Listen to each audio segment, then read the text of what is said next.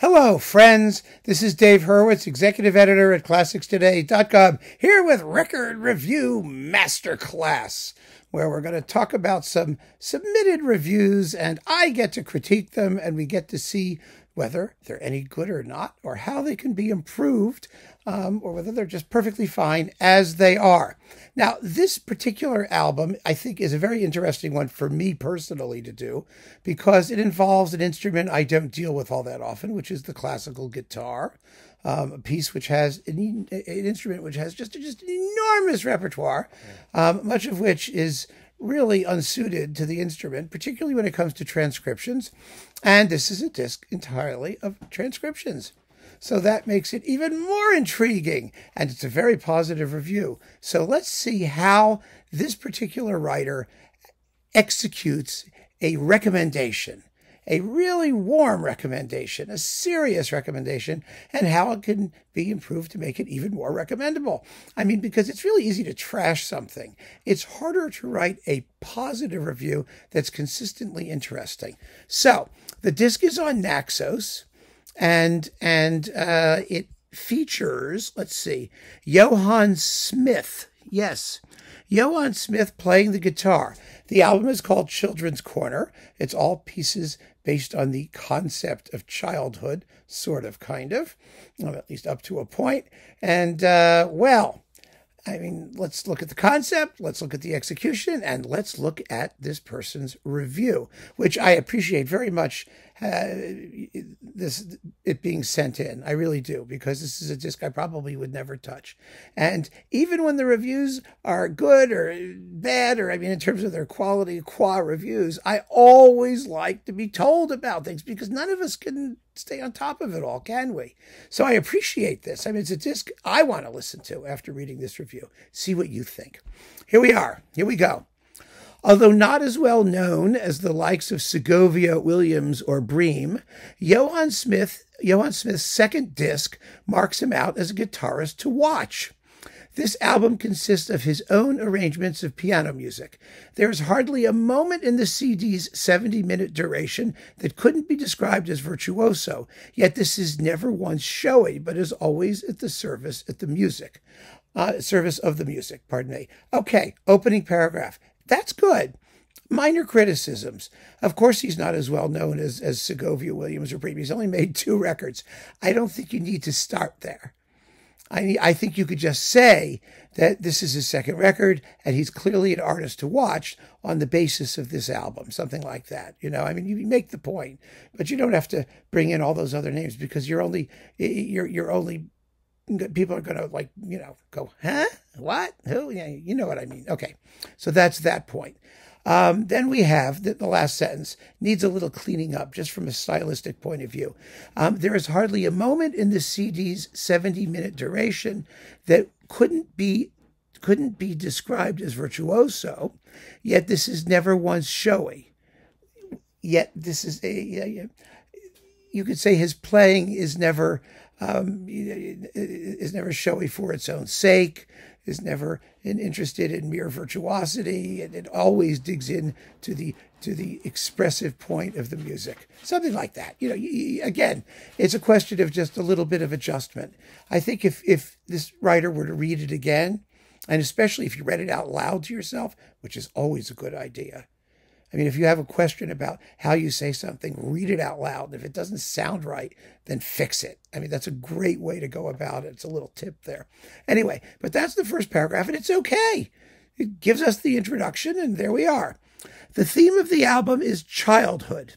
We get Schubert's Erlkönig, arranged for solo guitar, probably an idea prompted by Ernst's arrangement for solo violin, followed by Debussy's Children's Corner Suite, Mozart's Sonata Facile, or however you want to pronounce it. No, it's the C major sonata, Kerschel, whatever it is. Identify it clearly, because that doesn't help, frankly. People aren't going to know which one you're talking about. Okay, but we'll call it Mozart's Sonata Facile, Schumann's Kindersehnen, and to finish, Granados' Cuentos de la Juventud, Stories of Childhood. So, okay, you tell us what's on the disc. That's lovely. I mean, that's nice to know. Presumably that will be in a header that goes with the review. So you may not need to repeat it. Maybe you could say a little something about the pieces. For example, Erlkönig, I was thinking just off the top of my head, it's not really about childhood. I mean, it's not. It's definitely not. It's about other things with a child. I mean, it involves a child. And you could say something like, although not strictly about childhood, Erlkönig is an interesting thing to include because A, it does involve a child, B, the transcription is really cool, and C, it provides a certain emotional, gut-wrenching, expressionistic kind of depth that the other works don't include because they're kind of, cheerful, ha-ha children's pieces, right? So it's a nice thing to include for the sake of contrast. You could talk about the way the things are arranged on the disc or how, the reason for their inclusion and the expressive range that we get as a result, because expressive range is always an issue with guitar music, as I've pointed out numerous times. Anyway, so that's paragraph 2, which is, again, it's a good paragraph. It just needs, I think, a little bit more expansion and detail in terms of the arrangement of the program. Paragraph 3. It is a challenge to get all of this piano music to sound convincingly on guitar, please, not convincingly. But Smith does it with aplomb. There is a wonderful sense of counterpoint to much of the interpretation, a difficult feat on this instrument, and Smith even makes old war horses like the Sonata Facile or Kindersehnen sound fresh thanks to his extraordinary touch, which allows him to use a range of colors and expressive devices which are not available on the piano. You didn't have to go there. You did not have to go there, because there are also a range of expressive devices on the piano which are not available on the guitar. Anyway, but until that point, you were okay, although it's a very long sentence. Think about that. Only on a few occasions does one miss the greater range and warmth of the original instrument. Well, okay, that's the third paragraph. Now is the point where it really would have helped you if you'd chosen a couple specific examples to illustrate your point. I mean, where is the counterpoint? For example, in blank from Schumann's Kindersehnen or from something or whatever. That's very helpful. Then again, you also want to talk about, range of colors and expressive devices, which are not available on the piano. If you're going to try and make that point, then you have to be specific. Just one or two examples. Just to really drive the point home that people can listen to if they buy the disc and hear that you have described it accurately, because that's the point.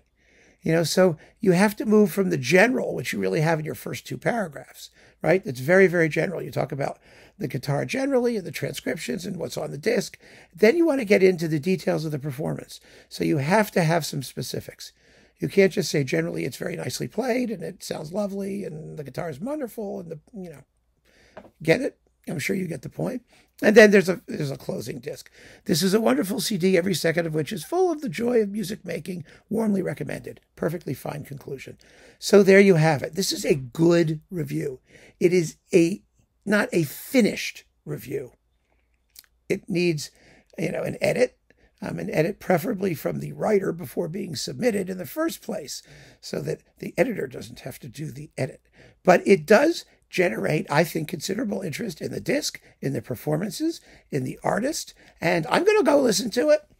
I really am. So thank you for sending this in, and I hope that these suggestions give you a sense of how you need to move, and particularly in this example, from the general to the specific, so that you give the reader things to focus on when they listen for themselves, and which in turn will give you credibility as a critic because they will hear what you describe. So keep on listening, friends. Thanks so much for joining me, and take care. And keep sending these in. I mean, this is really fun, and I really appreciate it. I'm learning, and I hope you are too. Bye-bye.